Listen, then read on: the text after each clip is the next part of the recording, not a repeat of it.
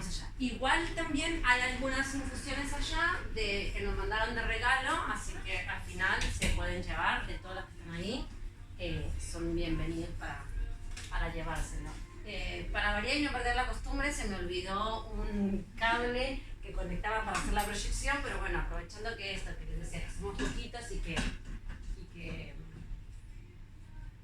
ya tenemos más conocimiento del tema, de Ayurveda y todo eso, así lo hacemos más tipo charla. Bueno, ya saben que mi nombre es Glenda Salas, que yo soy la fundadora de Casa Ayurveda.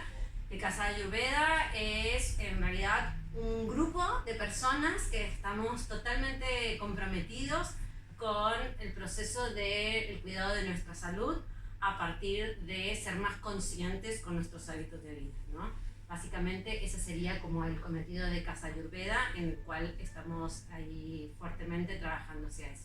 Esta es una de las actividades que realizamos en Casa Ayurveda, que tiene que ver justamente con poder llevar el conocimiento de las plantas medicinales, a las cuales ha estudiado mucho la Ayurveda, poder crear un puente entre el conocimiento de Occidente con el conocimiento de Oriente, ¿no? Es decir, la medicina tradicional y la medicina más moderna, y cómo vamos creando esos puentes para poder beneficiarnos básicamente de las dos tradiciones, ¿no? De los dos conocimientos, de todo eso que hemos que se ha investigado tanto por un lado como por el otro, y sacar el beneficio para nuestra vida. Así que esa es la línea un poco de lo que estamos trabajando. Bueno, ahí veían un link que es normalmente el link que yo les pongo, que igual como a excepción de, perdón, tu nombre, Federica, ya tengo el contacto de todos, así que básicamente es simplemente para eso. Al final Federica me comparte eso. Y bueno, como ya saben, la charla básicamente es la serie de estas charlas que estamos armando, se llaman Conociendo la Ayurveda, es decir, que es una forma de acercar a través de las plantas medicinales, y en esta ocasión nos vamos a enfocar particularmente a lo que tiene que ver con una de las plantas más emblemáticamente ayurvédicas, que es el tulsi. El tulsi se le conoce con el nombre también de albahaca sagrada, y más adelante vamos a ir viendo qué es lo que tiene que ver con por qué la llaman la albahaca sagrada, ¿no? Pero antes de pasar a ese lugar, y en vez de dar todo un discurso sobre lo que es el Ayurveda, que es la diapositiva que sigue, vamos a hacerlo como un poco más interactivo, y quiero que ustedes me cuenten su versión de qué es el Ayurveda. No importa si no la tienen estructuradísima, ¿no?, de cómo es el libro, pero por lo menos que me cuenten para ustedes qué significa el Ayurveda. ¿Va? No importa, no te preocupes, que lo que vos sepas de Ayurveda, eso vale. Pues mira, en realidad yo no sé nada. Nada. Yo vine por curiosidad y entonces quizá mejor que... Empiecen otros. Bien, vale. O sea que nunca habías escuchado la palabra Ayurveda. Hombre, sí, yo por ejemplo que soy masajista en el ámbito de los masajes y tal, pero por ejemplo nunca he estudiado el masaje Ayurveda y tal. No sé, Bueno, pero ya nos tiró una punta, ¿no? Que es que la Ayurveda tiene algo que se llama, que son masajes. No nos contó bien exactamente qué es, pero que bueno, que ahí está una pata, ¿no? Diría yo, un pilar de todos los pilares que tiene la Ayurveda. Bien, gracias. Bien, ¿quién más nos quiere contar cuál es su definición, ¿no? ¿Qué entienden ustedes por Ayurveda? Quien quiera. Adelante. No soy profe, así que ustedes compartan de forma espontánea. Pues para mí, la definición no la recuerdo exactamente, ¿no? Pero para mí el Ayurveda es la medicina de India, la cual es como una forma de autoconocimiento y de autoobservación conmigo mismo, con el entorno, ¿no? Como para entender cómo funcionamos. Bien, genial. Bueno, ahí nos tiró varios datos, ¿no? El primero, que es una medicina tradicional de la India, y como toda medicina, no tiene solamente un pilar o una pata, ¿no?, como yo les comentaba, sino que tiene muchos. Uno de ellos, que es el más conocido, es la alimentación, y uno de los menos conocidos, pero que bueno, que nos trajo acá, es el de los masajes, pero que hay muchísimos más, ¿no? Es decir, el trabajo con la armonía mental, es decir, la meditación, El yoga también podríamos tomarlo como una pata, aunque es una ciencia en sí misma. El Ayurveda lo retoma y lo utiliza como un recurso para también hacer lo que tiene que ver con el cuidado de la salud, pero también con el tratamiento de malestares o enfermedades, ¿no? Patologías. Bien, y la otra cosa que nos cuenta Alice es esta idea del autoconocimiento, ¿no? Y yo siempre cuento esta historia, que es un poco una historia, una leyenda, pero que a mí me sirve muchísimo para entender también mi mirada de la Ayurveda, que la leyenda dice que el Ayurveda viene porque los rishis, que son los sabios de la India, se fueron al Himalaya y en un estado de meditación les bajó toda esa sabiduría que es la ciencia de la Ayurveda, ¿no? Esa sería como la leyenda.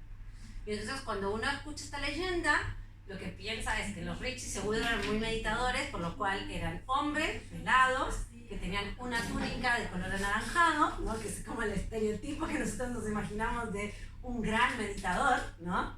Y que se sentaba en una flor de loto, ¿no? Y estaba todo el tiempo como con las manitos así, con los ojos entrecerrados, ¿no? Tratando de meditar. Pero en realidad, la idea que a mí me gusta pensar de la meditación es esta de la observación. Y que yo me los imagino más de los rishis como personas como con lupa observando lo que estaba sucediendo en la naturaleza, ¿no? Y que verdaderamente esa compenetración de lo que pasaba en la naturaleza es de ahí de donde ellos descubren estas teorías en las cuales se basa el Ayurveda. Porque ellos nos dicen que así como lo que sucede en el macrocosmos, es decir, lo que sucede en el universo completo, así se va a representar en cada una de las cosas del microcosmos, es decir, en cada pequeña cosita viviente, que puede ser una planta, que puede ser un animal o que puede ser una persona. Entonces de ahí esta idea más como de investigador en vez de estar como de la quietud, ¿no? Como una quietud activa y curiosa. Y desde ese lugar es una idea que a mí me gusta mucho de la Ayurveda porque también es algo a lo cual yo llevo, ¿no? A casa Ayurveda como, bueno, cada una de nuestras actividades tiene que hacer algo para picar el gusanito a la gente del hecho de el autoconocimiento, que es donde está la base del cuidado de la salud. Bien, gracias. Bien, ¿alguien más que nos quiera tirar algún dato más sobre la Ayurveda? Sí. Lo que acabas de comentar es que la versión que se le puede dar es la de cada uno. Crea que cosas, ¿no? Por eso nosotros iguales. Entonces, a lo mejor en vez de investigadores, con lupa, mirando eso, también podía ser que simplemente meditando, hacer algo que todos conocemos, pero que haciendo la meditación se puede, en la red de esas de internet que hay, Sí. conectarse y bajar información, que tiene información que nos pasa a todos, porque cuántas veces tú dices, bueno, pues a mí esto me suena, pero no. Y entonces esa información la que ellos bajaron, o como ocurre, por ejemplo, ahora la gente está empezando a bajar información y no sabe por qué ya no quiere comer carne. ¿Y por qué no quiero carne? Porque ya la carne no es lo que toca. Se dan cuenta con la información que hay cosas mejores como puede ser a lo mejor pues esto, ¿no? Claro. Bien, me encanta también esta idea que nos comparte porque me parece que es algo también muy de las preguntas que nos van surgiendo cuando uno empieza a hacer alimentación ayurveda o algún tratamiento ayurveda, ¿no? Que la mayoría de la gente piensa que, entonces tenemos que comer comida de la India o tenemos que hacer prácticas de la India. Y me encanta esto que traes a colación porque en realidad el Ayurveda es justamente esa sabiduría que está en esos canales, ¿no? Vos lo hiciste en la presentación de como un internet así interno, por traer las palabras, claro, más tangibles, pero que tienen que ver, o podemos también pensar en la Matrix, ¿no? Eso que va... Claro. Maestros, que están ahí y que finalmente no son solamente las personas de la India, es decir, estos rishis que estaban ahí trabajando con eso, sino que además también accedieron a esta información muchas de las personas que entraron en contacto con estos estados meditativos, por llamarlo de alguna forma, pero que en realidad también estaban en otros puntos del mundo. Y entonces hay muchas culturas tradicionales que cuando uno va a investigar tienen estos mismos conceptos, que no son exactamente igual en palabras, pero que conceptualmente tienen esta misma idea. Y que entonces que finalmente en realidad la medicina ayurveda es un compendio, digamos, de toda esta información, pero que no es información exclusiva de la medicina ayurveda, sino que comparte con mucha empatía con otras medicinas tradicionales. Y una sabiduría que ya existe. Exactamente, que siempre existió y que además algo que vos dijiste que me parece también importante, que es que vibre en nosotros. Es decir, ya está dentro de nosotros esa sabiduría, que lo único que hacemos nosotros es despertarla a través de diferentes cuestiones, ¿no? Que puede ser leyendo un libro, tomando un curso, entrándome en las plantas medicinales. Cada uno tendrá su propio proceso, pero que finalmente esa información ya vibraba dentro de mí, porque es una sabiduría que tenemos todos los seres vivientes, ¿no? Y que simplemente esta idea de entrar en contacto con ellos. Sí, genial. Gracias. A mí me gusta más que la investigador. también, bueno, Pero que para son, gustos colores. claro, totalmente. Bien, ¿nos quieres contar algo, Inma? ¿Algún dato? Bien, genial. Bueno, yo para completar la información les cuento que la medicina, bueno, la ayurveda, bueno, es justamente, esta es una medicina que es una medicina tradicional de la India y sobre todo, y que me parece súper importante en este momento en el que estamos viviendo, que es una medicina reconocida por la Organización Mundial de la Salud como una medicina tradicional, igual que la china, que son las dos medicinas que ellos reconocen como medicina, que puede ser viable para complementar tratamientos a nivel de enfermedades con la medicina moderna, es decir, con lo que conocemos como la medicina alopática, o para el trabajo de la prevención o el cuidado de la salud, ¿no? Entonces, desde ese lugar me parece un dato muy importante, porque tiene que ver con esta idea de estar más organizada. No digamos que las otras medicinas tradicionales o que las otras terapias no son buenas, sino que lo que hablamos es de están tan organizadas, tanto la medicina china como la medicina ayurveda, que hay un conocimiento al cual vamos a ver ahora más adelante, se está empezando a investigar sobre ello, porque resulta que se empiezan a dar cuenta que lo que decían estos textos antiguos, cuando miran las investigaciones modernas, es cierto, comparten cosas. Es decir, algo sabían ellos que nosotros nos estábamos perdiendo y que si las estamos investigando encontramos eso que ellos, para lo que ellos lo utilizaban, entonces hay que voltear a ver qué es lo que está pasando, ¿no? Entonces me parece como algo interesante.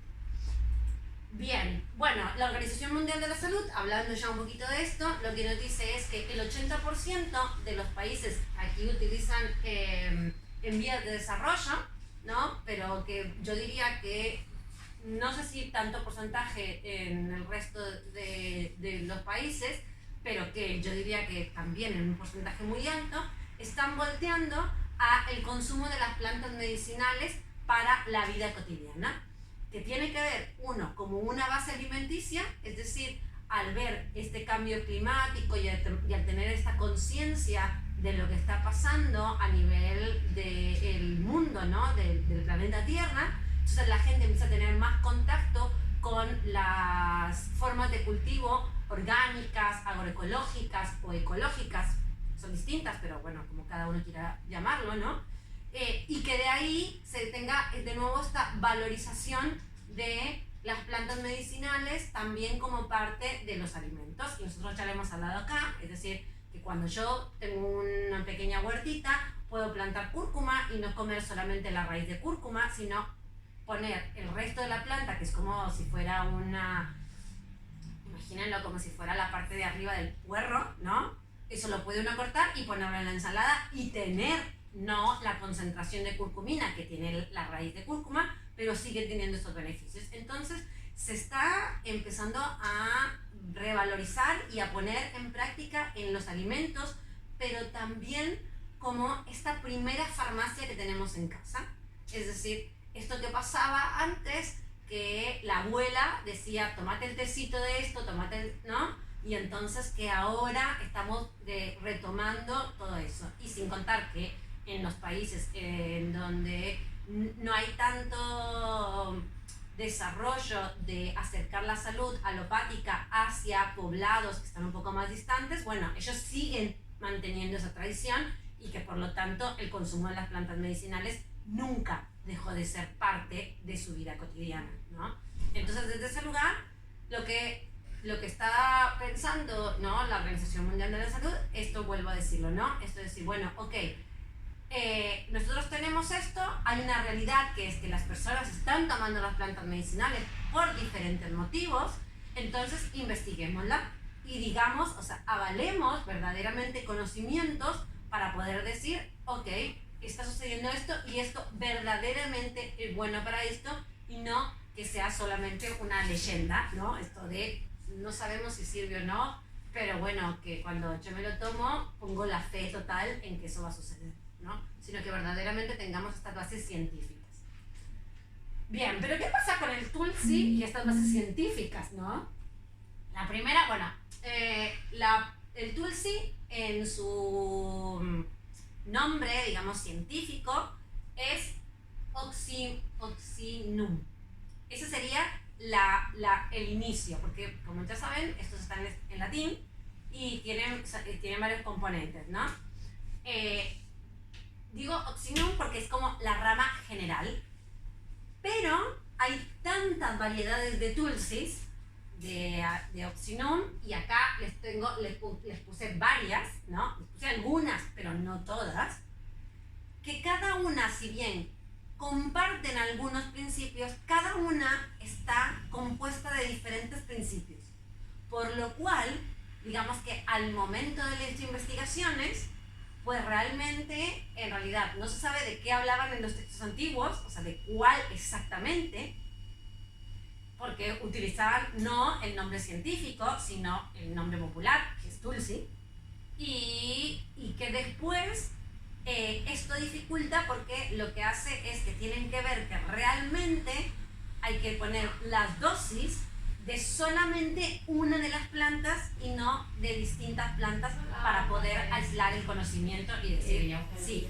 realmente funciona para ti, ¿no? Entonces, esa es la primera barrera que se encuentra. Yo igual les cuento que con el Ayurveda, a la hora de tratar de pasarlo a los estudios científicos, siempre nos pasa eso. Es decir, que cuando se quiere hacer una investigación del Ayurveda, a veces las investigaciones están, pero no llegan a ser publicadas porque al tener una personalización de los tratamientos, es decir, a una persona que tiene diabetes, no se le trata igual a todas las personas que tienen diabetes, sino que en el Ayurveda personalizamos el tipo de tratamiento que se le va a dar a cada uno. Y entonces, claro, ahí dicen, no, pará, no podemos hacer cómo desde la mirada científica hacemos una evaluación de todos estos. Tenemos que hacer un estándar, ¿no? Entonces, digamos que el instrumento de medición queda corto para el tipo de propuesta que hace la Ayurveda. Pero bueno, que ahí nos vamos como medio acoplando, ¿no? Vamos viendo cómo podemos ir haciéndolo y todo. Entonces,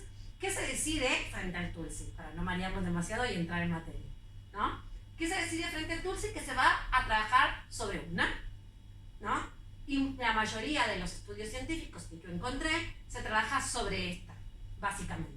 Y todo el resto las dejan fuera, como para decir, bueno, hagamos un corte, sabemos que no estamos haciendo la totalidad de la investigación, pero sabemos por lo menos que con esta, que es con la que estamos trabajando, cuáles son los resultados. Y después habrá que seguir investigando para ver qué pasa con el resto. ¿Cuál es esta? Es la Oxytum satum, ¿sí? Que también es conocida como Oxytum tenuifolium, que además tenía dos nombres, ¿no? para hacerla más complicada. Pero bueno, que uno cuando se empieza a familiarizar con esto ya lo va viendo. Acá les puse algunas imágenes de las Tulsi, igual yo después les paso estas diapositivas para que ustedes las tengan, dado que no las pude proyectar. Pero básicamente, digamos, es eso. Se enfocan sobre esta. La otra que algunas veces sale en los textos es la Basilicum, que es también otra de las más conocidas, ¿sí? Sin embargo, la que más estudios hay sobre la que se ha profundizado es sobre la. Bien, acá les traje varias imágenes y las diferencias que hay en las plantas para que ustedes pudieran identificarlas más o menos. Igual que básicamente cuando uno ve la planta, les digo porque yo ya la cultivé, el tulsi en Argentina. Vieron, soy una cultivadora innata, me encanta cultivar todo. Y además, lo mejor de todo es que lo cultivo en maceta, en un balcón. O sea, que ni siquiera es que tengo una tierra enorme como para hacer experimentos. Pero también me gusta esa idea porque es también desmitificar la idea de que para poder tener las plantas medicinales uno tiene que tener un espacio para cultivar. O sea, que lo mismo lo puedes tener en el balcón de tu casa. Si ustedes la ven, es como si fuera una albahaca. Básicamente es como si fuera una albahaca. Y ahora cuando vayamos a la observación de las cualidades de ella, vamos a, cuando yo les diga qué se imaginan o cuáles son las cualidades que tienen, ustedes como no conocen, no tenemos ahora la planta de tulsi y como muchas veces no la hemos visto en vivo, digamos, fresca, cuando vayamos a eso, ustedes imagínense básicamente la planta de la albahaca. Lo que tiene de diferencia es que si ustedes ven, esta es la más parecida a la albahaca que nosotros conocemos, que es más redondita y más como carnosita, pero el resto cambian un poquito, son como más dentadas, se les dice, ¿no? Pero básicamente es bastante parecida. Ahora voy a hablar un poco más de la planta, pero es bastante igual. ¿Cuáles son las plantas de qué familia de plantas viene? Viene de las lamiáceas. Estas plantas, como para no enrollarnos mucho en botánica, ¿cuáles serían? Son plantas a las que se les llama perennes, es decir, que duran durante un año y después esta plantita fallece, digamos, muere para dar producción de otra. ¿Cuándo hace esa mutación? ¿No? Cuando llega la floración y esa floración va a semillar, que es exactamente igual, el ciclo es exactamente igual que el de la vaca, es de la misma familia. ¿Qué otras plantas son de estas familias? El romero, el orégano, la salvia officinalis también es de esta misma familia. Es decir que vamos a poder ver ahí que en realidad estaría dentro de lo que popularmente conocemos las hierbas aromáticas, ¿no? Todas esas plantitas, las que suele tener uno en la cocina, como para aromatizar algunos de los platillos que estamos como utilizando, ¿no? Digamos que entraría dentro de esa familia. Medicinalmente, ¿cuál es la parte que nosotros vamos a tomar para utilizar? Si bien medicinalmente se utilizan todas, para el formato en el que nosotros la vamos a utilizar particularmente lo que son las semillas y lo que tiene que ver con las hojas, ya sean frescas o secas. ¿Por qué digo en el formato en el que nosotros vamos a utilizarlo? Porque se van a dar cuenta que todas las investigaciones científicas a las que yo les voy a poner de ejemplo no están hechas con infusiones, sino están hechas con cápsulas. ¿Qué sucede con las cápsulas? Que las cápsulas tienen unas altas concentraciones de la cantidad de planta que uno tiene. Normalmente esa planta se seca, esa planta al secarse y hacerse polvo, en una pastillita se puede tener una gran cantidad, por lo cual los principios activos que tiene esa planta nosotros los vamos a ingerir van a ser un montón. Pero ¿qué sucede con eso? Como todo principio activo, igual que los medicamentos que nos dan en la seguridad social, pueden tener interacciones con otros principios activos, por lo cual cuando nosotros las utilizamos tiene que ser bajo una supervisión de un médico que sepa de plantas medicinales. Esa es mi recomendación, ¿sí? Yo sé que algunas veces me dicen sí, pero no todos los médicos son tan abiertos. Bueno, por suerte, cada vez más médicos están abriendo su cabeza para poder utilizar también plantas medicinales dentro de sus tratamientos. También hay médicos que están trabajando más con esta mirada integral, ¿no? De poder ver, pero que si no, nosotros podemos ir utilizando estas plantas medicinales dentro de casa en forma de infusiones y que también vamos a tener esos beneficios sin tener los riesgos que podría ser tener alguna interacción con alguna otra cosa que nosotros estemos tomando o tener una intoxicación. Que si bien las investigaciones dicen que el tulsi, por más de que se tomaran en grandes dosis, no generaba ningún efecto adverso, igualmente es mejor no tomarlo en grandes cantidades mientras no sea con una supervisión. ¿Sí? Bien, acá les traigo una imagen de una plantación de tulsi, justamente una plantación de tulsi, del tulsi que ustedes están tomando, porque es justamente de las plantaciones de Organic Indian. Como para que lo vean, esta ya está toda semillada, ¿lo ven? Está toda semillada, igual que una albahaca. La plantita es como un arbustito, que después de... Normalmente los tiempos de plantación son una vez pasado la época más cálida, es decir, el verano.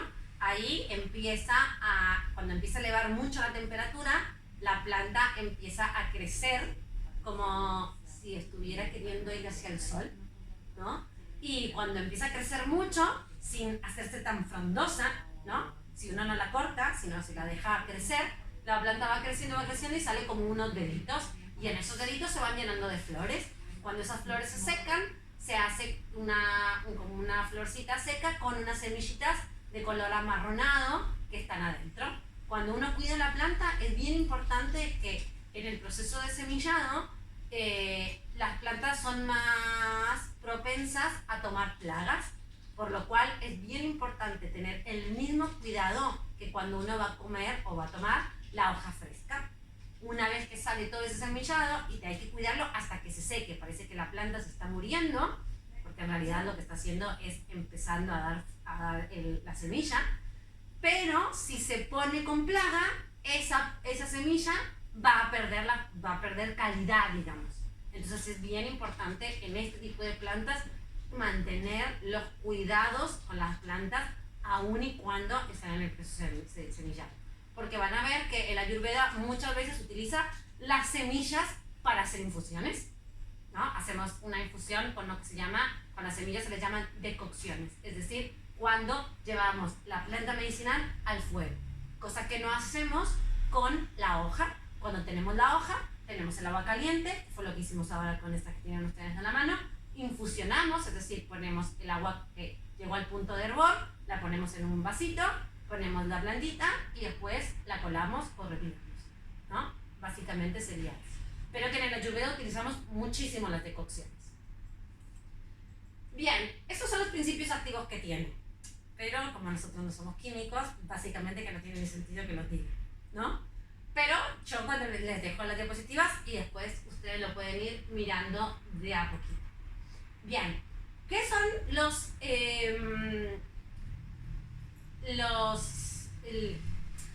beneficios que obtendríamos al tener el tulsi? Con el tulsi serían lo que se le reconocen, digamos, sin ningún estudio científico, ¿no? Esto es como todos los libros que tenemos de Ayurveda, que son los que más han estudiado el tulsi, digamos, van a decirnos esto, que son antiestrés, antiinflamatorio, antihongos, antibacterial, antisépticos, que mejora la fertilidad, que es hematoprotector, que es inmunoregulador, que es diaforético, que es antifebril, antiespasmódico y anticoagulante.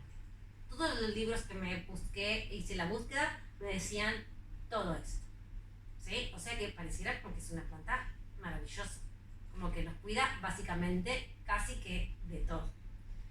Bien, cuando vamos a los estudios científicos, vamos a ver que hay muchos estudios científicos, muchísimos, lo que les contaba, que particularmente encontré muchos más estudios científicos de tulsi que de otras plantas medicinales de las que les he hablado acá, como el jengibre y la cúrcuma.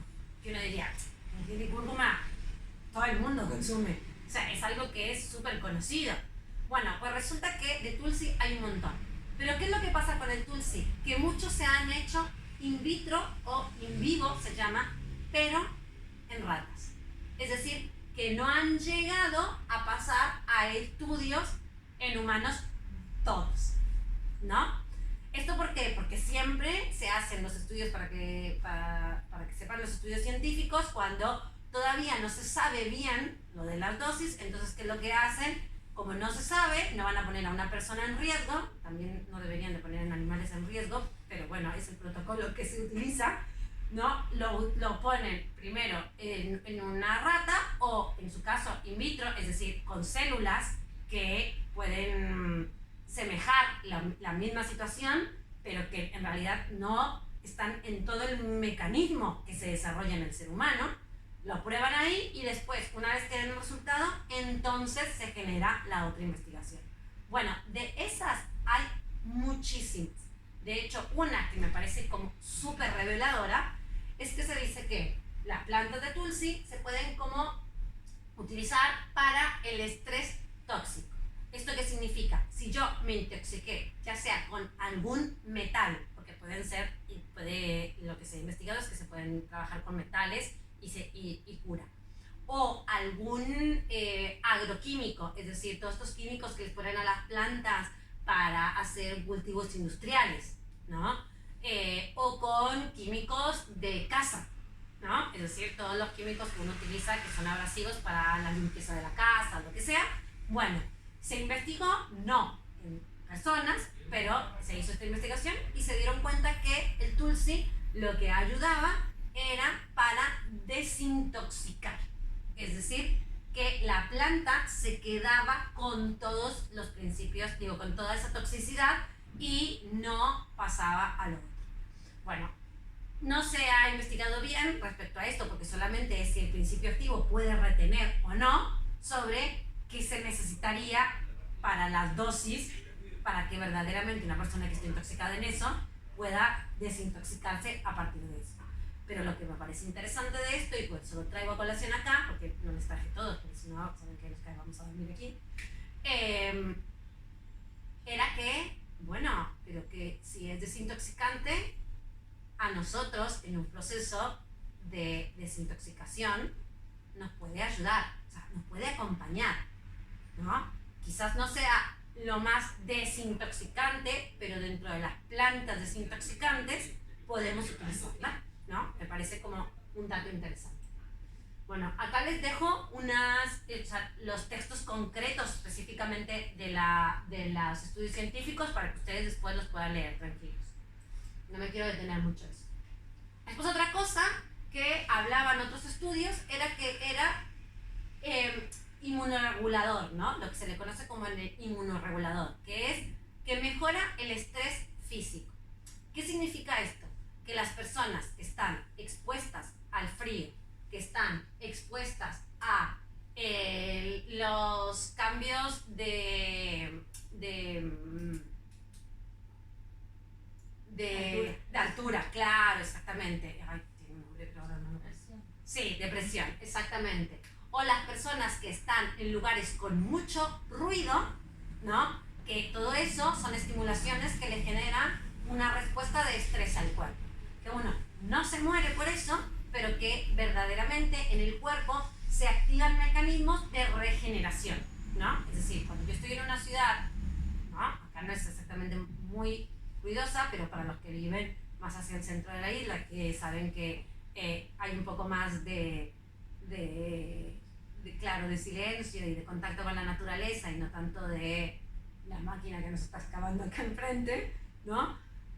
Se dan cuenta de ese cambio. Bueno, esa sobreestimulación auditiva le genera al cuerpo la necesidad de acoplarse y empezar a bajar ciertos ruidos para poder que no nos duela la cabeza, es decir, como que va regulando para poder irnos acostumbrando a los estímulos que vamos teniendo.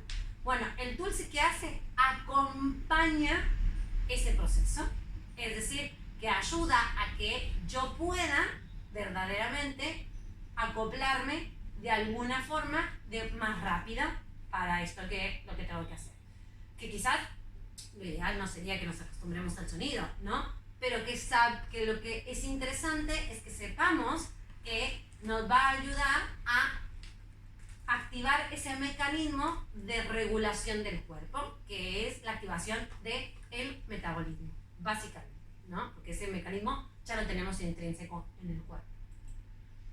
Y acá vuelvo a ponerles un poco del estudio científico. y después, que este es el que me parece magnífico y que este sí se hizo en estudio en humanos, en personas, ¿qué es lo que nos dice? Dice que el Tulsi es viable para el trabajo de acompañar los tratamientos de diabetes tipo 2. Lo más interesante de todo es que no solamente se probó en diabetes tipo 2, sino en todas las personas que tenían como el pre del diabetes tipo 2. Bueno, contextualizo un poquito, ¿no? ¿Qué sucede con el diabetes tipo 2? El diabetes tipo 2 es el que se le conoce como el insulínico no dependiente. Es decir, las personas que les cuesta metabolizar el azúcar, pero que no dependen de colocar insulina para poder metabolizar el azúcar. Sin embargo, tienen este conflicto a la hora de que la insulina no responde del todo cuando hay un ingreso de azúcar en sangre. ¿Y qué es lo que se dice respecto a este trastorno? Que en realidad es un trastorno que tiene como, la forma en la que se desencadena a partir de una serie de mecanismos que es el síndrome metabólico. ¿Y qué implica el síndrome metabólico? Implica varias cosas. Uno, que es la presión alta. Dos, que es empezar a subir de peso en una cosa que se les conoce como la pera y la manzana. Para las mujeres se les llama la pera porque empiezan a tener un poco más de volumen hacia la zona de las caderas, y la manzana es para los hombres porque empiezan a tener el abdomen abultado, ¿no? Además, se tienen problemas de la subida del colesterol, también alta, es decir, que empiezan a tener problemas en los lípidos, y después empiezan a tener también situaciones como ovarios poliquísticos. Digamos que hay diferentes mecanismos que se van dando respecto a cómo entender el síndrome metabólico. Pero los más importantes es que cuando empezamos a ver que empieza a subir de peso la persona, que empieza a subir la presión y que empieza a tener el colesterol alto, básicamente vemos que la persona está en una tendencia a entrar en el síndrome metabólico. En los últimos estudios que se han hecho básicamente en la Comunidad Europea, se ha visto que ha aumentado muchísimo eso. De hecho, hay toda una campaña de la Comunidad Europea de empezar a trabajar sobre cómo controlar este síndrome metabólico para que, educando a las personas, podamos ir bajando eso. De hecho, les digo que España y Canarias está dentro de uno de los rangos más altos en diabetes, y sobre todo que ha crecido mucho este síndrome en niños. Entonces, verdaderamente, digamos, es algo como para poner atención. ¿Qué dice la investigación? Que bueno, que utilizaron cápsulas de Tulsi con NIM, y las personas que tenían esta resistencia insulínica en las mañanas se levantaban mucho mejor. Es decir, que lo que hacían es que miraban el tema del azúcar en sangre y podían ver que en las mañanas las personas se levantaban con unos estadios mucho mejores, y que tan así que no tenían que estar midiendo constantemente el azúcar en sangre, sino que podían llevar una mejor calidad de vida, lo cual daba una puerta para que la persona, al empezar a sentirse mejor, pudiera ir entrando a un cambio de hábito, ¿no? Que desde una puertita que uno va abriendo, la persona dice, bueno, me empiezo a sentir mejor, vamos para adelante, y empieza a poder trabajar sobre eso. Así que me pareció súper interesante, ¿no? El poder trabajar con el Tulsi y con eso. Pero bueno, les decía de nuevo, es un tema que está trabajándose con cápsulas.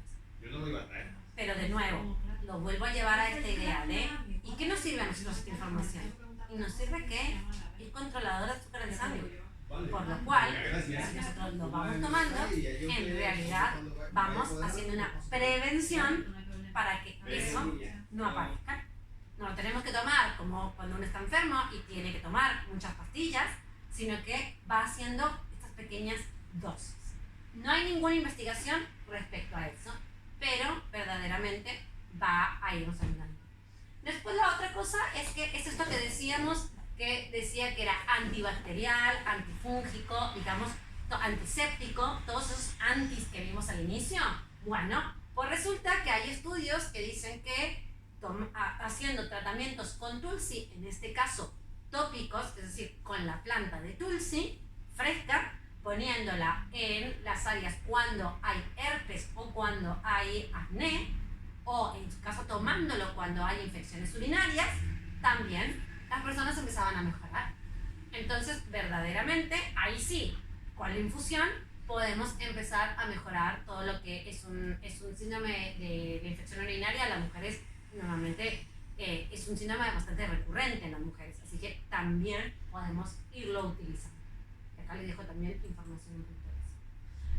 Así que bueno, fuimos desde el recorrido de los textos que nos decían para qué servía el tulsi, vimos que había bases científicas que también están avalando lo que dicen ellos, aunque solamente están trabajando todavía en refinar dosis, en refinar cómo se va haciendo, pero básicamente ahora quiero que veamos el tulsi a partir de la vivencia, ¿no? Porque esto que yo les decía, como ser observadores, estar ahí y estarlo como palpando.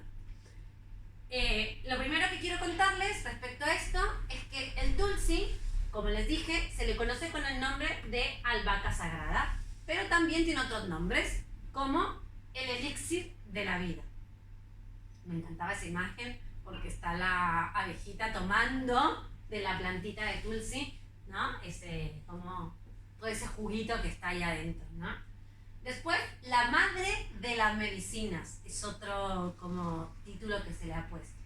La incomparable, ese es el más difundido, ¿no? Como siendo así como, lo máximo. Y la reina de las tierras. Realmente, en India es la madre. Y no solamente se trabaja a nivel de tema médico, sino que también se trabaja a nivel de tema espiritual, ¿sí? Después, al final de la charla, vamos a ver por qué, ¿no? ¿Qué es lo que sucede a nivel ayurveda? ¿Cómo vemos eso para poder entender por qué es tan importante? Pero bueno, hay algunas investigaciones que empiezan a decir que el tulsi, tomar tulsi, es casi como hacer yoga. Entonces le llaman el yoga líquido, ¿no? Es así como diciendo, bueno, o sea, es tan bueno que si vos tomás tulsi, ya es como si hubieras hecho una clase de yoga. Bien, entonces, imaginémonos la planta de albahaca. Yo les vuelvo a decir esto. Es casi igual. Así que imagínense la planta de albahaca. ¿Qué aromas, qué sabores, qué cualidades creen ustedes que tiene esta planta?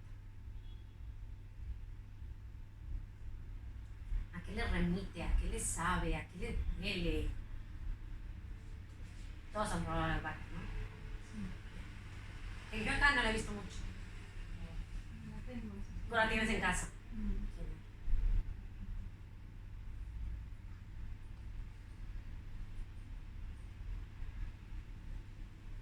Cuando la comen, vamos a probar, la lengua, los sabores son muy gráficos, ¿no? Son, no sabes. Cuando la comen, ¿a qué te sabe? ¿A qué sabor le sabe? Pues sería como un poco astringente, como fresca también.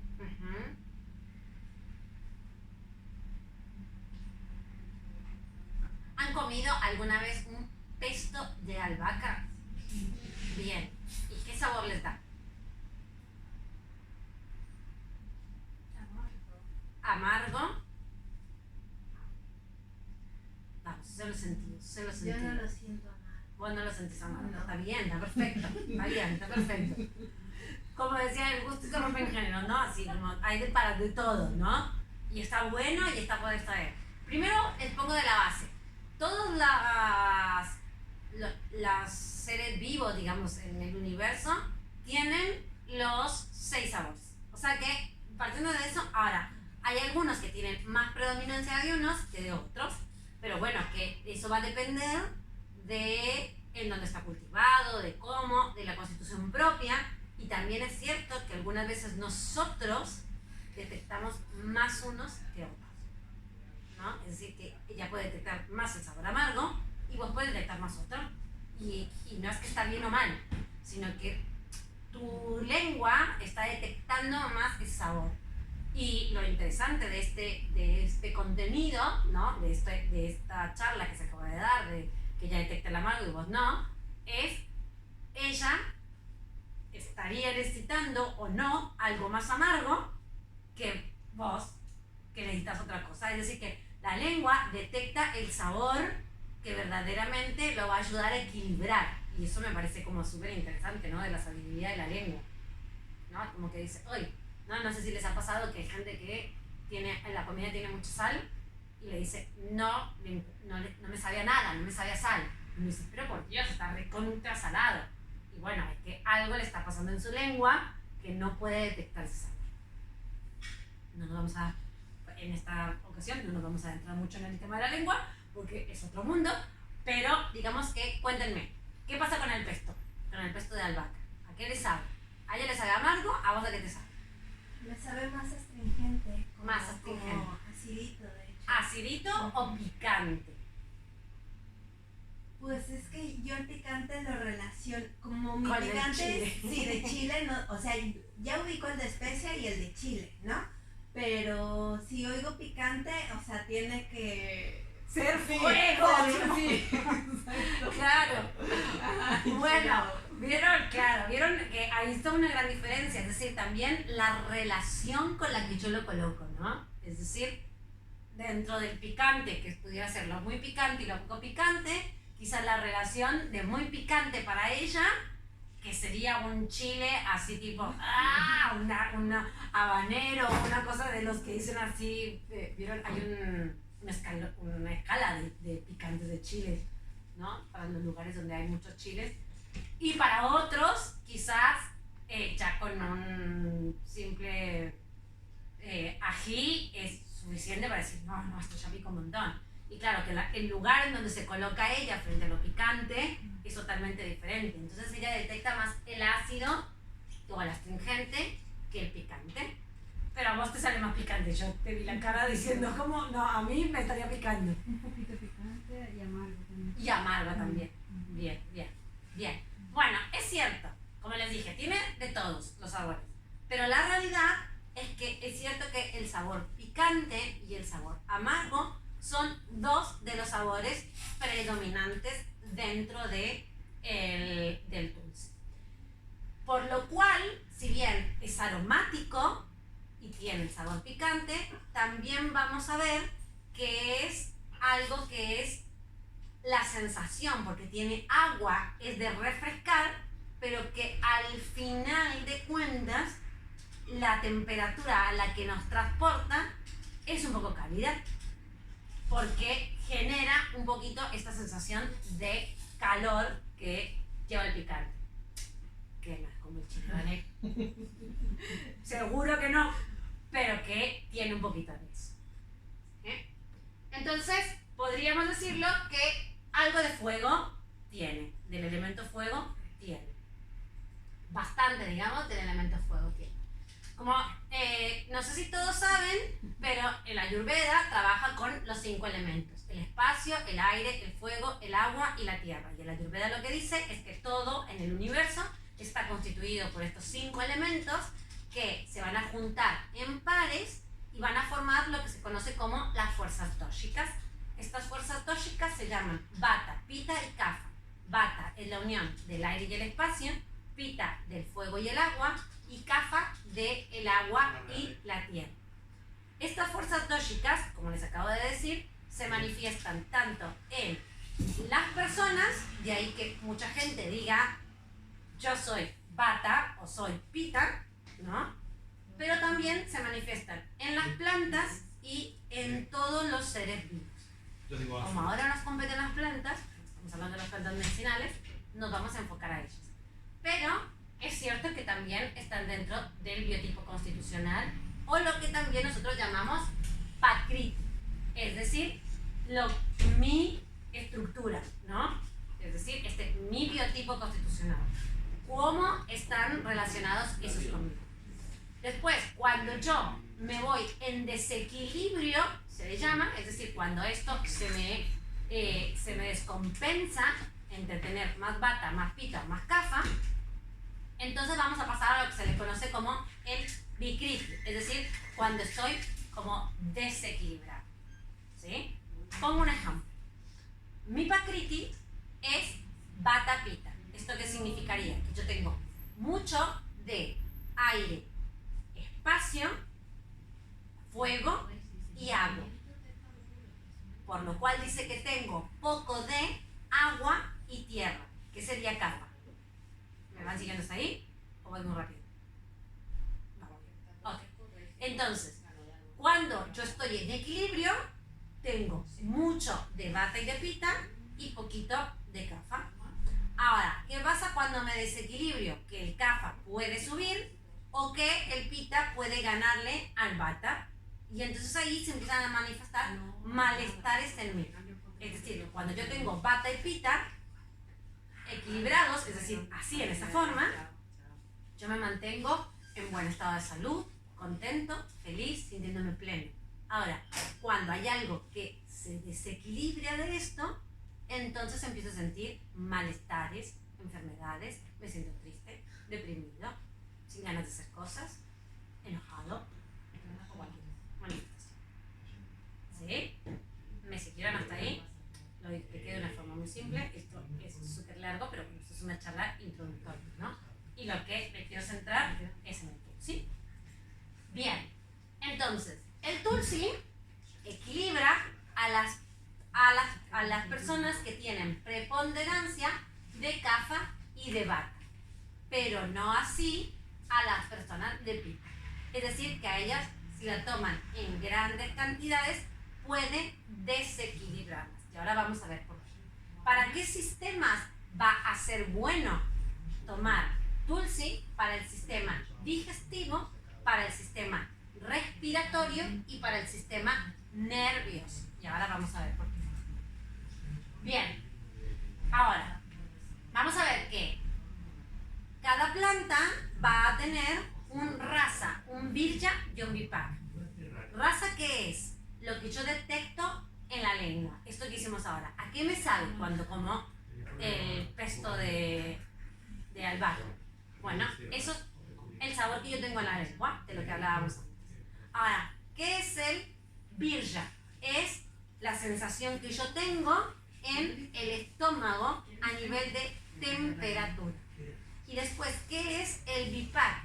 Es la información que va a nuestras células, la cual se da a partir de lo que tiene que ver con los sabores.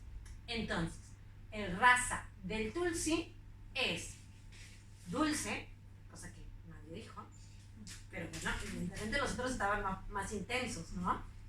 Amargo y picante, ¿sí? Tiene esos tres sabores. Por lo cual, el virya, es decir, la temperatura a la que va a estar en el estómago, va a ser calentante. De ahí que si pita lo consume en grandes cantidades, va a generarle desequilibrio, porque la característica que tiene pita es que al tener fuego, pues puede generar un incendio a partir de llevarle más fuego.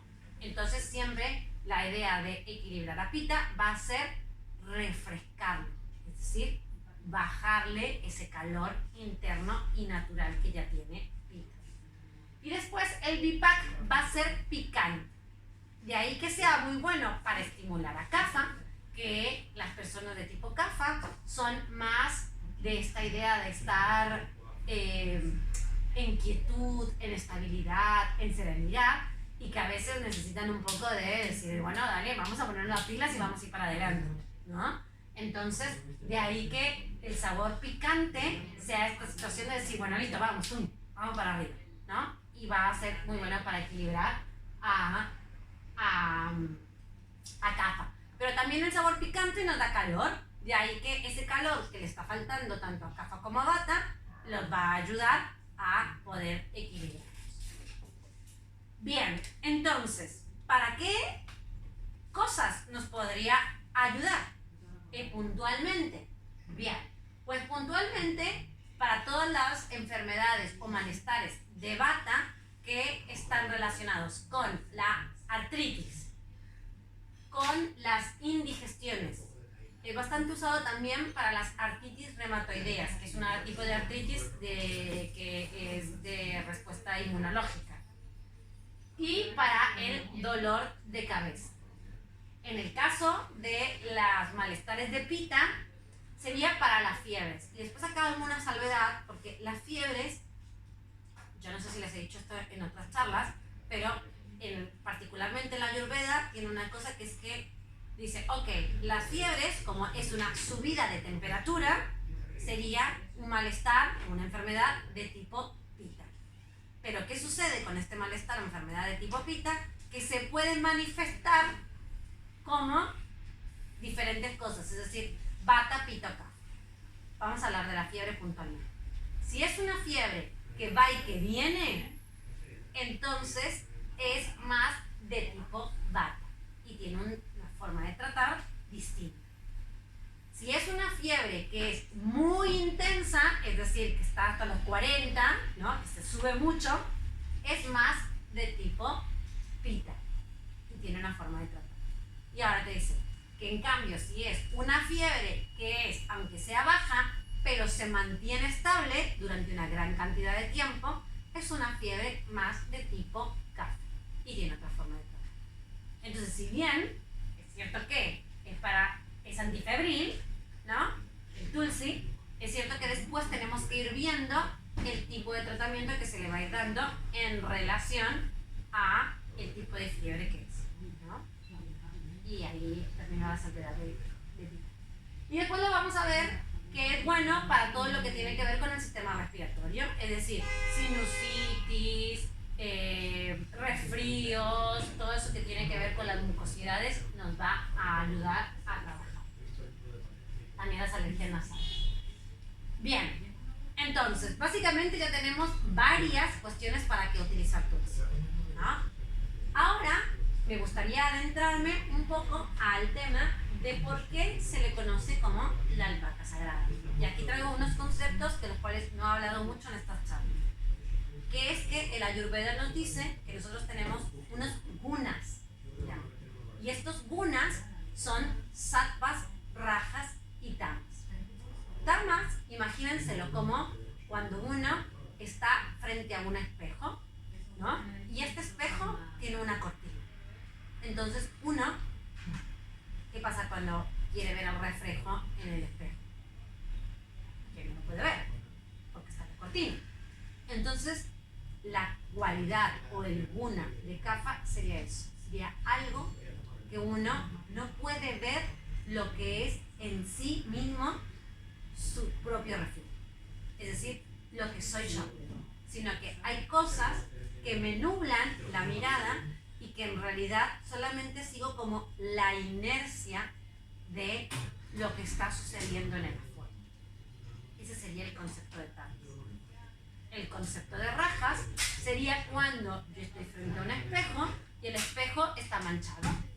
¿Y qué pasa? Como que miro mi reflejo, pero no lo veo bien. Lo veo así como que medio que en unas partes borrosas y en otras partes mejor. Y entonces lo que nos dice es que rajas es cuando nosotros estamos en actividad y vemos lo que vemos como reflejo de otras cosas que están sucediendo afuera, ¿no? Es decir, que el foco está en el afuera y no tanto en el adentro. Tamas estaba en la inercia, rajas va hacia el afuera y sattvas sería hacia el mundo interior. Entonces, ¿cómo sería en relación al espejo? Sería un espejo súper limpio, en donde verdaderamente veo reflejado quién soy yo. El verdadero yo. El yo de la luz interior. ¿Sí? No el yo que me pusieron los conceptos sociales. Ni el yo que no puede salir porque dice, a mí esto me encorsetaron y ya estoy así y yo soy así y no puedo cambiar. No, estamos hablando de ese verdadero yo, esa luz interior. Y entonces ahí estaríamos hablando del equilibrio que sería sátvico.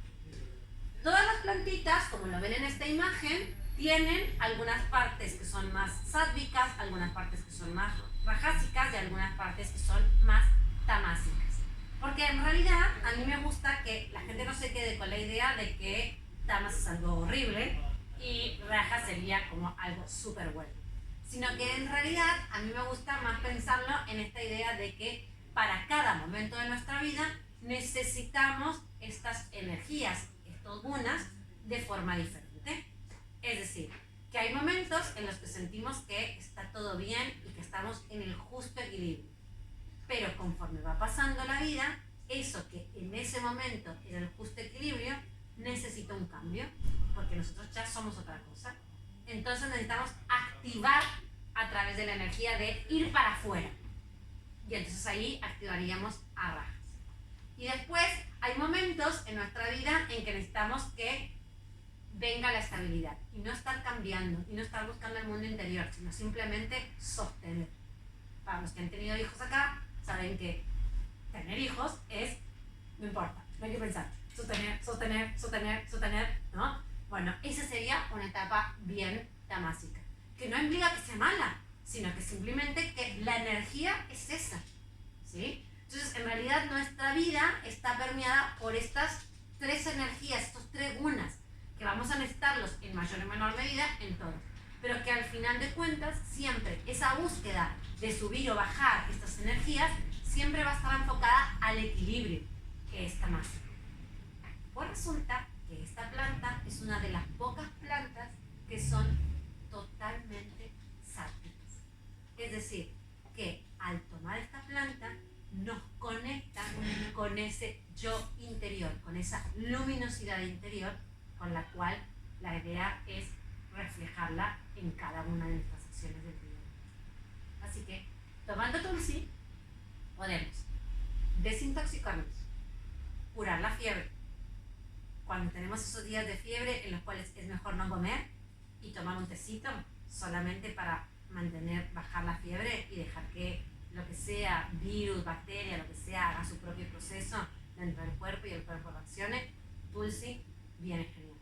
Para todas las personas que necesitan un proceso de inmunorregulación, es decir, para los momentos de cambio de temporada, ¿no? Cuando viene el cambio de temporada y viene el cambio de clima, y entonces ahí viene este momento en donde nosotros tenemos que necesitar el ajuste de nuestro propio cuerpo para que entre la siguiente temporada, la temporada de calor, la temporada de invierno, la temporada de lluvia, acá no hay mucha, pero la temporada de viento, ¿no? Acá hay más temporada de viento que de lluvia. Bueno, tomarnos unas tacitas de Tulsi nos va a venir bien porque nos van a ayudar a sobrellevar eso. La otra para todos los problemas nasales, yo creo que mejor que este momento no hay, ¿no? O sea, con todo esto que hubo de la calima, donde los que eran alérgicos están muy mal y los que no somos alérgicos a todo lo que tiene que ver con las vías respiratorias, sentíamos como que no podíamos respirar. Bueno, tacita de Tulsi que nos va a ayudar a mejorar todo el tema respiratorio. Y bueno, por supuesto, y que yo ayer se lo comentaba a Nati y lo comentaba con mi marido, ¿no? Bajo este boom del coronavirus y si cómo podemos paliarlo y si nos vamos a enfermar y si tenemos que entrar en pánico o lo que sea, yo siempre cuando suceden estas cosas digo, no hay mejor forma de combatir esto que estando bien fuerte el sistema inmunológico. O sea, no es el afuera, somos nosotros, somos internamente. Es decir, que no es que no vayamos a salir, no tenemos que quedarnos aislados en la isla y no dejar entrar a nadie ni salir a nadie.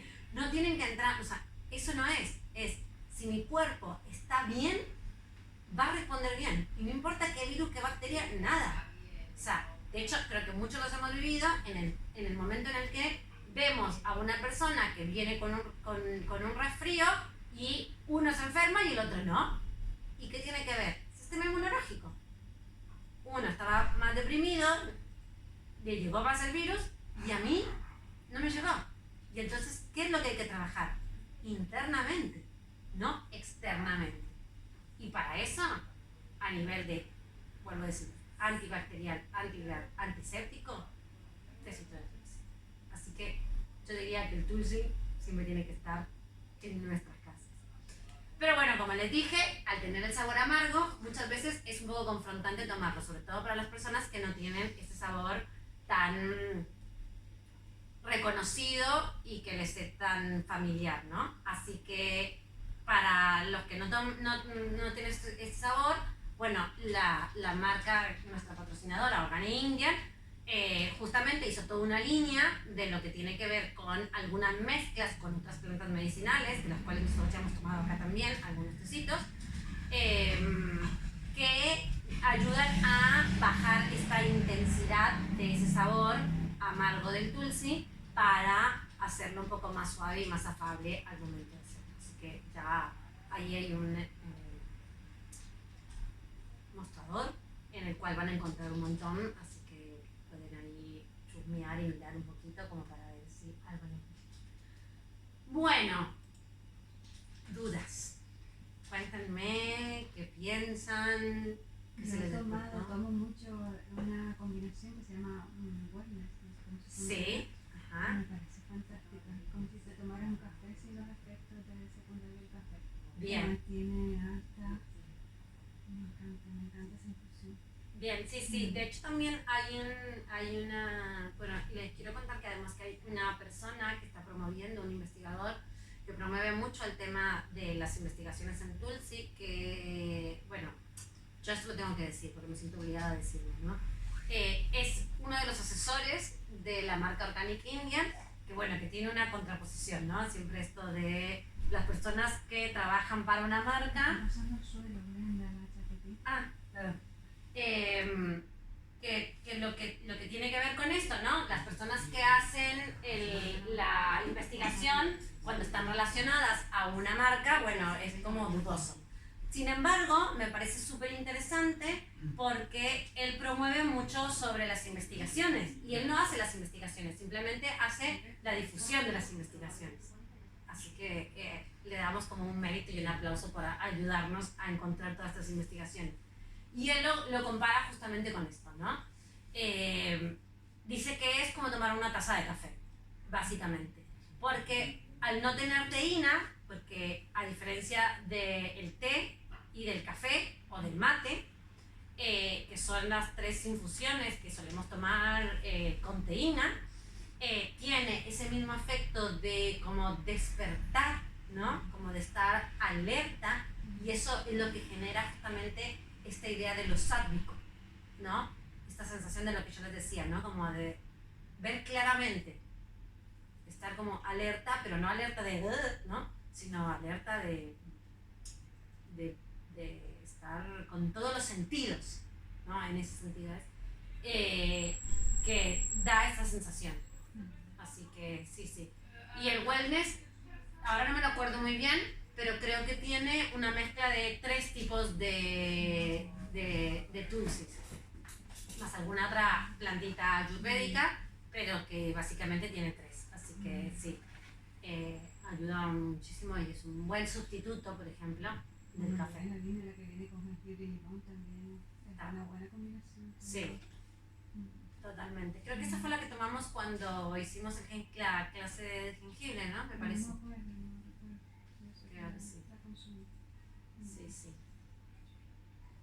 Bien, ¿alguna otra duda? ¿Pregunta? No, a mí no me queda claro porque dicen que es una planta sádvica. Si es como por todos los atributos que tiene, porque lo que yo entiendo es que cada planta, ¿no? Cada vegetal, por sus características físicas de cómo crece y todo, tiende más a ser más rajásica, tamásica o sádvica, ¿no? Entonces no entiendo por qué. Bien, muchas veces de las plantas, vieron la imagen anterior que yo tenía, que es que la parte de abajo de la planta tiene que ver más con lo tamásico, porque justamente es lo que está adentro de la tierra. Después la zona más como de tallos viene siendo la parte más rajásica y la parte más aérea viene siendo la parte más sádvica.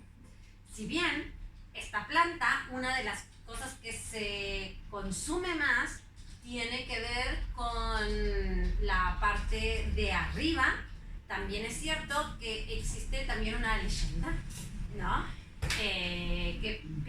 Ayurveda muchos de estos conocimientos están puestos ahí en esa leyenda.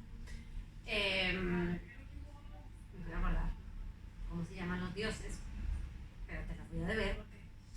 Yo se las escribo, igual los dos están en el grupo de cambio de hábito en Casa Ayurveda, ¿no? Sí. Bien, yo le juro que la publico ahí, porque lo que no me puedo acordar es los nombres de los dioses, y entonces más o menos la anécdota lo que dice es eso, ¿no? Como que hay un dios que cuando venía y lo comparaban con el Tulsi porque era el que todo lo podía, ¿no? Como esta cosa de es el que todo lo puede.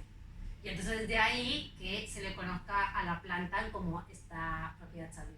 Pero además esto, que se utiliza la parte aérea de la planta, no la parte de abajo, ¿no? Como veíamos, por ejemplo, en la cúrcuma, en el jengibre, que se utiliza la parte baja de la planta. Y en cuanto a los principios activos en la Ayurveda, ¿hay diferencia cuando es la planta fresca, cuando ya está seca? ¿Tienen diferentes valores para la Ayurveda? Sí, tiene diferentes valores, pero no sería en los principios activos. Si bien hay algunas investigaciones que hablan que dependiendo del formato, hay ciertos principios activos que tienden a tener una mayor concentración. ¿Se entiende lo que estoy diciendo? Es decir, que cuando yo la tomo fresca, hay algunos principios activos que se concentran más, y cuando la tomo seca, hay otros principios activos que se concentran más. Como en el Ayurveda no hablamos de principios activos, porque en ese momento no había los instrumentos que hay ahora para mirar los principios activos, lo que sí se habla son de sabores. Es decir, si es más fresca, es cierto que tiene este sabor al que vos ibas, que era como algo más tendiente hacia la limonada. Pero en cambio, cuando se tiene más seca, entonces tiende a hacerse un poquito más amarga, picante. Entonces, de ahí que vaya a ser como esta gran diferencia, ¿no? Es decir, que estas concentraciones van a ir cambiando en relación a el formato. También es algo muy interesante, que respecto a la Ayurveda se trabaja mucho con esto, que es que depende de la persona, es decir, de la Prakriti de la persona y de la Vikriti que está transitando en ese momento, es si yo elijo utilizarla fresca o seca. Por ejemplo, si voy a tener una persona que tiene una Prakriti Kapha y está transitando por una Vikriti de sinusitis, que son vías respiratorias, que las vías respiratorias, como se dieron ahí cuenta, tienen que ver con Kapha, ¿no? ¿Qué es lo que sucede? Que yo lo que voy a tender es a darle una planta que sea en formato seco. ¿Entienden por qué? Porque Kapha lo que tiene es agua y tierra. Entonces, al tener agua y tierra, lo que hace es retener más líquido. Ese es el principio de Kapha. Entonces, si yo le doy una planta que es seca, entonces ahí esto la equilibra más bajo un principio de la Ayurveda que dice lo similar incrementa lo similar. Por lo cual, si yo tengo algo, esto que hablábamos del incendio de Pita, ¿se acuerdan? Que decíamos, si Pita es caliente y le doy cosas más calientes, pues se arma el incendio. Bueno, es lo mismo que sucede con Kapha, es decir, que si ella tiene agua, tiene una enfermedad o un malestar que tiene que ver con la retención de agua, con crear la sinusitis, justamente eso, ¿no? Crea mucosidad. Bueno, entonces, al generar eso, ¿qué es lo que sucede? Que si yo le doy más agua, estoy incrementando a Kapha. No es que le van a salir más mocos por eso, pero que en realidad yo puedo contribuir dándole la diferencia en cambiarla a una planta seca. ¿Sí? El Ayurveda tiene de esto que a mí eso me fascina, ¿no? Ahora la alopatía lo estoy investigando más. No puedo acordar en qué pastilla puntualmente la alopatía lo miró. Pero que es que, por ejemplo, el momento del día en el que se toma la pastilla, o el medicamento, o la planta medicinal, que cambia drásticamente el resultado, ¿no? O sea, la pastilla sirve igual, pero si la tomas después de comer con un té, con una infusión, o con un poquito de miel o con un poquito de ghee, eso sirve mejor que tomar en la mañana en ayunas, por ejemplo. Y una cosa que es tan insignificante como establecer un momento del día, trae efectos mucho más rápidos, con mayor, más a largo plazo, que funcionan más a largo plazo y todo eso. Ya en la Ayurveda los había estudiado hace un montón y ahora esto. Creo que la medicina alopática y la medicina Ayurveda están construyendo esos puentes, porque también están diciendo, mira, ellos miraban en esto, a ver, vamos a ver, cambiamos la medicación, hacemos esto y esto y esto, a ver, ¿funciona? Sí, uy, hay que usarlo, ¿no? Entonces sí, influye si usamos seca o fresca. Y el curso se puede tomar en cualquier momento del día, entonces también por la noche. Sí, Aunque tenga ese efecto. aunque tenga ese efecto de despertar conciencia, ¿no? Digámoslo como de alguna forma. No te va a causar el efecto que te causa la teína o la cafeína, que es el efecto de no poder dormir. De hecho, te digo más, que hay una infusión en la cual lo combinan con una planta de la cual ya hablamos en otra encuentro aquí, que es el ashwagandha, que justamente el ashwagandha está indicado para las personas que tienen insomnio. Entonces digamos que acompaña muy bien. Sí, se puede tomar sin ningún problema, en cualquier momento del día. Sí. Yo les tiro un tip, que soy una fanática de las infusiones de Tulsi, que además las infusiones que tienen Organic Indian, el sobrecito, lo pueden hacer no solamente en una tacita, sino que lo pueden infusionar en una mayor cantidad de agua. Yo normalmente lo infusiono en 750 mililitros y va súper bien. O sea, es decir, que un sobrecito yo no diría que es para una taza, diría que es para más. Lo que hay que hacer es verdaderamente infusionarlo. Es decir, el agua hirviendo, pones el sobrecito, también hay en hebras por si alguien no quiere comprar, pero tenemos que el sobrecito, pones el sobrecito y lo dejas 5 minutos reposar. Que lo que sucede cuando cada vez que hacemos una infusión es que estamos desesperados por tomar el té y nunca esperamos tanto. Pero que verdaderamente si lo infusionan en 750 mililitros, se van a dar cuenta que el sabor y el aroma y todo está súper bien, o sea, que no pierde nada por haberlo diluido en un poco más de agua. Y que te dura, por ejemplo, que es una cosa que yo hago mucho, lo infusiono en la mañana y tengo hasta media tarde, estoy tomando. O sea, que voy dándole sorbitos y tengo un termito para infusionar esto y tiro toda la cama. Desde la mañana hasta la media tarde, poner. Y estoy tomando, así que es una muy buena opción. Bueno, ¿alguna duda más? ¿Alguna preguntita? ¿Algún comentario que quieran hacer? Nada. Bueno, entonces damos por concluida la charla. Esperen que tenemos que sortear la tacita y la... Yo que soy fans de Joseph Pamier, el otro día lo nombró en un vídeo, la Tulsi, que era buena para asistir al inmunólogo, pero nombró que era genial para eliminar metales pesados del cuerpo. Claro, eso es un poco lo que les contaba, que esta buena investigación, Sí. que es un poco lo que les decía, que bueno, nadie me mandó el videito de eso, después si quieren se los pongo ahí en el grupo de Facebook. Que es cierto, esto que, ¿cómo se llama el...? Joseph Pamier se llama él.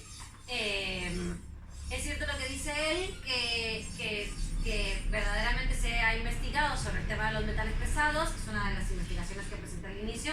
Lo que les contaba es que no se ha hecho en personas, se ha hecho creo que esa particularmente se hizo en ratas. Pero que bueno, que es lo que un poco yo les decía, que a mí me parece que esa información, si bien no podemos asegurar al 100%, en dosis, que esa es la parte más interesante, ¿no? O sea, no sabemos en dosis cuánto se tiene que tomar para verdaderamente desintoxicarnos, pero lo que sí entendemos es que las propiedades de la planta son de desintoxicación, claro, y que trabajan muy bien por el sistema inmunológico. Entonces, que bajo esa línea, nosotros la podemos utilizar como yo les decía. Por ejemplo, la Ayurveda suele hacer muchas desintoxicaciones de distintas formas, pero cada vez que cambia la estación, hay que hacer una desintoxicación, ¿no? De toda la energía con la que se trabajó en la temporada anterior. Bueno, esta es un momento ideal para, además estamos yendo hacia el cambio de temporada, así que es el momento ideal para tomarlo. También para cuando estoy en esto de cambios donde me va a venir, no sé, viajes, ¿no?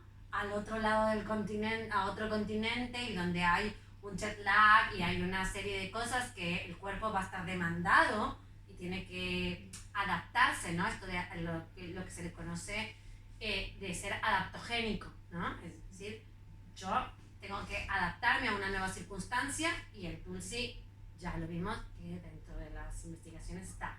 Lo que no se ha definido, bueno, son las dosis, porque como las investigaciones no se han hecho mucho en personas, las dosis están ahí, ¿no? Pero que bueno, que finalmente en nuestra vida cotidiana, si tenemos la costumbre de tomar infusiones, incluirla, el Tulsi, dentro de estas infusiones, me parece un aporte muy importante. O sea, esto, mezclar con uno, con otro. De hecho, si comen no, nunca lo han traído, ¿no? El Tulsi en hebra. Sí, por ejemplo, aquí el que me queda así a granel es lemon ginger. Lemon ginger, claro. No tienen todas las variedades. No tienen todas las variedades, Pero claro. también es verdad que la gente prefiere el de la rosa. El del sobrecito, claro. Pero para los que ya estamos como muy adentrados en la movida de tomar infusiones, hacer nuestras propias combinaciones de infusiones, a mí eso me encanta. Entonces conseguir la plantita en hebras, que no estoy segura de que ellos la tengan en hebras. O sea, es decir, que solamente el Tulsi sin nada más lo tengan. Pero que bueno, que yo le pregunto y pues capaz en una sola conseguimos. Pero que si no, con el sobrecito y le infusionamos con otras cositas que sean las que nos van a acompañar a nosotros. Es decir, que creo que el Tulsi, como una práctica regular, aporta mucho, que además le podemos nosotros poner diferentes mezclas. Ese es el punto al que voy, ¿no? Es decir, ahora necesito tal cosa, necesito un poquito de jengibre, necesito un poquito de esto, necesito un poquito de ello. Entonces yo la mezclo, hago mi propia mezcla, y siempre el Tulsi como una base, que es un poco el formato con el que trabajan ellos, me parece que aporta mucho con todo lo que ya vimos, ¿no? O sea que es una planta que aporta mucho, y que al no tener estos efectos adversos, digamos que no se presentó ninguno. Creo que hay solamente una investigación que no fue en alta recurrencia, es decir, no sé, que si eran, normalmente las investigaciones es entre 60 y 100 personas. Entonces, sí, ponerle que eran 100 personas, creo que un porcentaje del 1%, cuando la dosis se incrementó, es decir, tomaban Tulsi hasta por los codos, un porcentaje que creo que el 2%, manifestó tener sensación de ganas de vomitar. Pero que cuando bajaron la dosis, se fue ese malestar. Entonces, pero que les digo que en esa investigación les metieron Tulsi hasta por los codos. O sea que en todas las otras, básicamente no hubo ninguna reacción adversa. Súper seguro que no. Siempre igual, recuerden que las infusiones, no tanto para niños muy pequeños, ¿no? O sea, siempre las infusiones para niños ya de 7, 8 años para arriba, y todo lo que es para abajo, siempre con recomendación médica, hay que venir y todo eso. También hay médicos que son más integradores, son pediatras, y que pueden también asesorarnos. Bueno, dejamos acá. Paren que apago esto y hacemos el sorteo.